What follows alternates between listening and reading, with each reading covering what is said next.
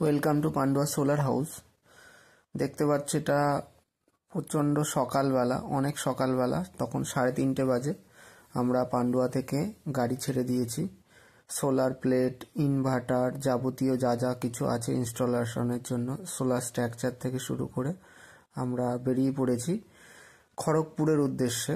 খড়গপুরে আমাদের solar system installation হবে কালো বরুণ বাবুর বাড়িতে। উনি আমাদের সাথে যোগাযোগ করেছেন ইউটিউবের মাধ্যমে। এই শিমনগর পেরোলাম, দেখতে দেখতে সকাল হয়ে গেল। আমরা খড়গপুরের ঠিক কাছাকাছি চলে এসেছি। খড়গপুরের আগেই নদীটা আমরা ক্রস করছি এখন। এই একটু বাদেই, আর মোটামুটি 10-15 মিনিট বাদেই আমরা ওনার বাড়িতে পৌঁছে যাব। হিজিলি কোঅপারেশন সোসাইটিতে উনি থাকেন। তো খুবই সুন্দর চারিদিকটা। আমরা ইনস্টলেশনের প্রথম ধাপ আমরা কমপ্লিট করছি, যা খুবই গুরুত্বপূর্ণ। প্রত্যেকটা ইনস্টলেশনে লাইটিং অ্যারেস্টার প্লাস এসিডিবির আর্থিং আর ডিসিডিবির আর্থিং। এসিডিবি আই থিঙ্ক ইনভার্টারের আর্থিং, আর ডিসিডিবি সোলারের আর্থিং। এই ব্ল্যাক ফিল কম্পাউন্ড দিয়ে, যেটাকে কেমিক্যাল বলে, এই কেমিক্যাল দিয়ে আর্থিং করা হয়। প্রায় ডিসিএল যে রডগুলো আর্থিং করতে ইউজ করা হয় সেটা করা হয়। প্লাস এই লাইটিং অ্যারেস্টারটা করা হয়েছে জিআই এর পাতি দিয়ে। প্রত্যেকটা আর্থিং কপার তার দিয়ে করা হয়েছে।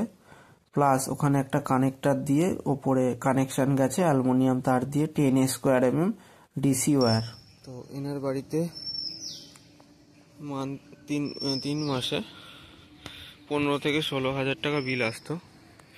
সেই কারণে উনি ডিসিশন নিলেন যে সোলার লাগাবেন। সেই মতো আমরা ওনার সাথে কথাবার্তা বলে কত কিলোওয়াট রিকোয়ারমেন্ট সেটা বলে সোলার সিস্টেম আমরা লাগিয়ে দিয়েছি। দেখতে পাচ্ছেন হাইরাইজ স্ট্রাকচার করা হয়েছে। যেহেতু এটা 575 বাইফেসিয়াল প্যানেল আছে। টোটাল আমরা 8টা প্যানেল দিয়েছি। 8টা প্যানেলে 4 কিলো 600 ওয়াট হচ্ছে। আর ওনার ইনভার্টার দেওয়া হয়েছে 5 কিলোওয়াটের। স্ট্রাকচারে প্রপার স্ট্রাকচার হয়েছে। এক একটা প্যানেলে 3টে করে মিড ক্ল্যাম্প এন্ড ক্ল্যাম্প দেওয়া হয়েছে। সঙ্গে লাইটিং অ্যারেস্টার করা হয়েছে, যা প্যানেল থেকে অন্তত 10 ফুটের দূরত্বে আছে।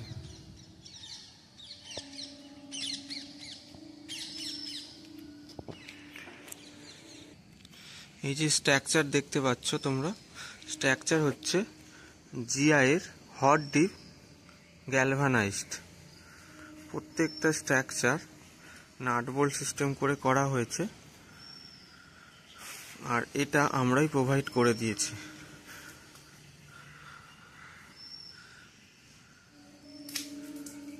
এই যে হাই রাইজ হয়েছে,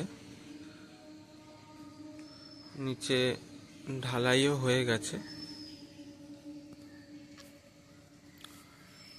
এটা হচ্ছে ওয়্যারের কানেকশন,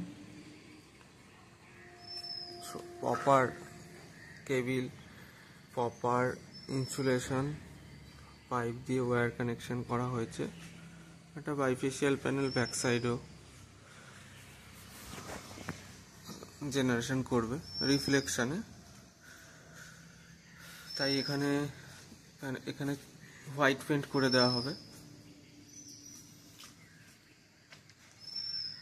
এটা প্যানেল থেকে আউটপুট লাইন যাচ্ছে পাইপিং এর মাধ্যমে।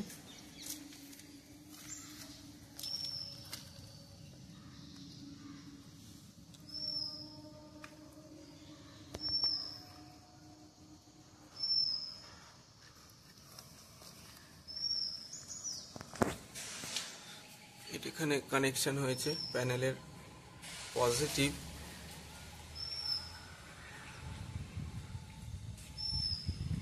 এখানে কানেকশন হয়েছে প্যানেলের নেগেটিভ।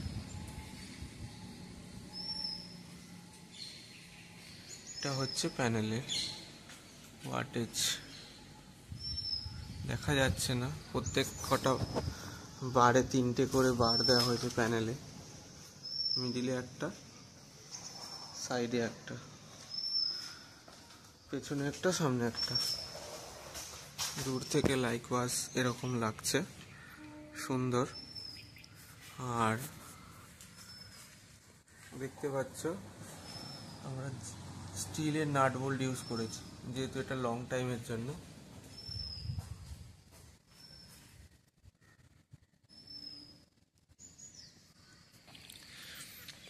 এইখানে প্রপার আর্থিং করা হয়েছে। ফার্স্ট আর্থিং ইনভার্টারের, সেকেন্ড আর্থিং সোলারের, থার্ড আর্থিং হচ্ছে লাইটিং অ্যারেস্টারের। এখান থেকে ওয়্যার নেমেছে।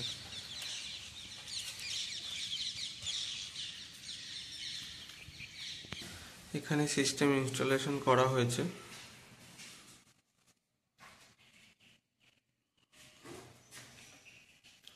Five kilowatt inverter, dual MPPT আছে।